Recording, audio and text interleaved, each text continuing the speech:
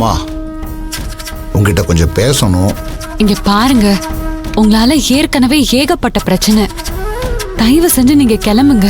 இல்லம்மா, ஒரே ஒரு நிமிஷம் நான் சொல்றத கேட்டுட்டு. எங்க அப்பா வந்தாருன்னா மறுபடியும் பெரிய பிரச்சனை ஆயிடும். நீங்க தயவு செஞ்சு கிளம்புங்க. ஏம்மா, நான் திரும்பி போறதுக்காக வரல, உங்ககிட்ட பேசி புரிய வைக்கிறதுக்காகத்தான் வந்திருக்கேன். எனக்கு எதுவுமே புரிய வேண்டாம், நீங்க கிளம்புங்க. ஏம்மா, நடந்த சம்பவத்துக்கு நான் உங்ககிட்ட மன்னிப்பு கேட்டுக்கிறேன். ஆஹா, நீங்க எதுவுமே பேச வேண்டாம். இங்க இருந்து நீங்க கிளம்புனா மட்டும் போதும். ஏம்மா, ஏன் நீ புரிஞ்சுக்க மாட்டேங்கிற? கொஞ்சம் பொறுமையா நான் சொல்றத கேள. நீங்க வயசுல பெரியவரா இருக்கீங்க, அதனாலதான் உங்களை கோவப்பட்டு திட்டுறதுக்கு எனக்கு மனசு வர மாட்டேங்குது.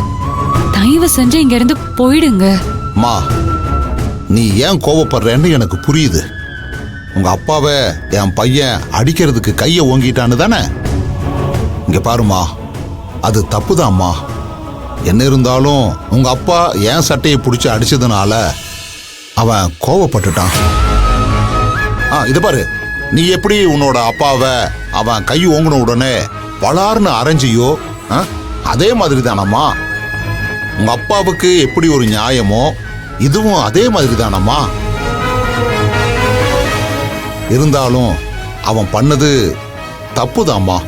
அந்த தப்புக்கு என்ன தண்டனை வேணாலும் எனக்கு கொடுமா, நான் ஏத்துக்கிறேன். இந்த பாரு, நீ என்னை விட வயசுல ரொம்ப சின்ன புள்ள, என்னோட மக மாதிரி. இத பாருமா, உன்னைய கையெடுத்து கும்பிட்டு கேட்டுக்கிறேன், நீ என் புள்ளைய மன்னிச்சிருமா.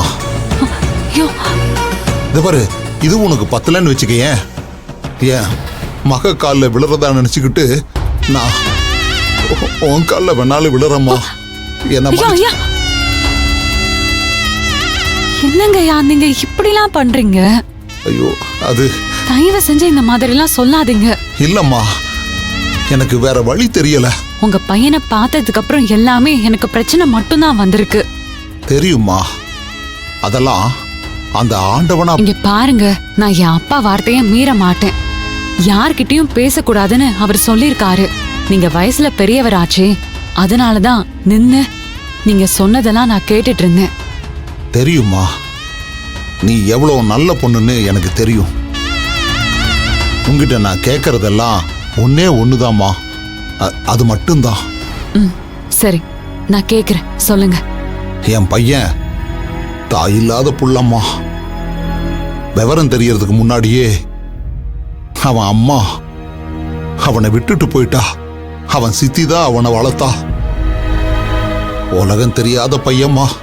அவனுக்கு ஊருப்பட்ட சொத்து இருக்கு. அப்புறம் என் பையன் இருக்கானே, யாரோட நயா பைசாவுக்கும் அவன் ஆசைப்பட மாட்டாம்மா. யாரையும் எடுத்தெறிஞ்சு பேச மாட்டான், அவமானப்படுத்த மாட்டான். சொல்ல போனா பொண்ணுங்களை அவ்வளவு மதிப்பாம்மா என் புள்ள.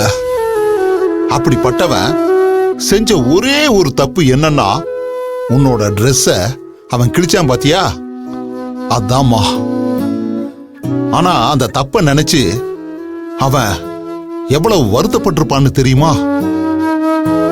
என் தங்கச்சியோட ட்ரெஸ்ஸ ஒருத்தன் கிழிச்சிருந்தானா நான் விட்டுருப்பனா எவ்வளவு கோவப்பட்டிருப்பேன்னு சொல்லி ராத்திரி எல்லாம் தூங்காம அதை நினைச்சு தவிச்சுக்கிட்டு இருந்தாம்மா.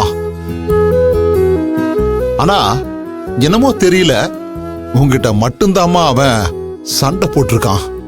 மத்தபடி பொண்ணுங்கன்னா அவனுக்கு தனி மரியாதை தாம்மா. உன்னோட ட்ரெஸ்ஸ கிழிச்சது தப்புன்னு உங்ககிட்ட மன்னிப்பு கேட்கத்தான் வந்தான். அதுக்காக புது ட்ரெஸ்ஸ வாங்கிட்டு வந்து உங்ககிட்ட கொடுக்க வந்தான். அந்த நேரத்துல உங்க அப்பா பார்த்து தப்பா புரிஞ்சுக்கிட்டாரு.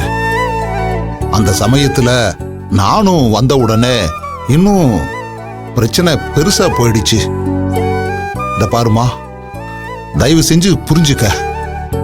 என் பையன் தாயில்லாத புள்ளம்மா, அவனை மன்னிச்சிருமா. அவன் செஞ்சதை தப்பா நினைக்காதம்மா. அவ்வளவுதானா? இல்லம்மா, அது வந்து நான் உங்க பையனை மன்னிக்கணும், அவ்வளவுதானே? நான் மன்னிச்சிட்டேங்கய்யா. இனிமே உங்க பையனுக்கும் எனக்கும் எந்த சம்மந்தமும் இல்ல. ஏமா? மறந்துட்டேன், மன்னிச்சிட்டேன், அவ்வளவுதான்.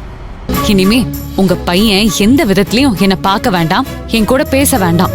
தயவு செஞ்சு அத மட்டும் அவர்கிட்ட சொல்லிடுங்க. ஐயோ இல்லம்மா, அப்படி எல்லாம் சொல்லாதம்மா.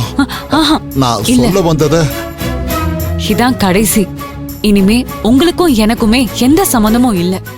இதுக்கு மேல ஏதாவது பேசிட்டு இருந்தீங்கன்னா நான் இப்ப பேசிட்டு இருக்கிற மாதிரி உங்ககிட்ட பேசிட்டு இருக்க முடியாதுங்கய்யா.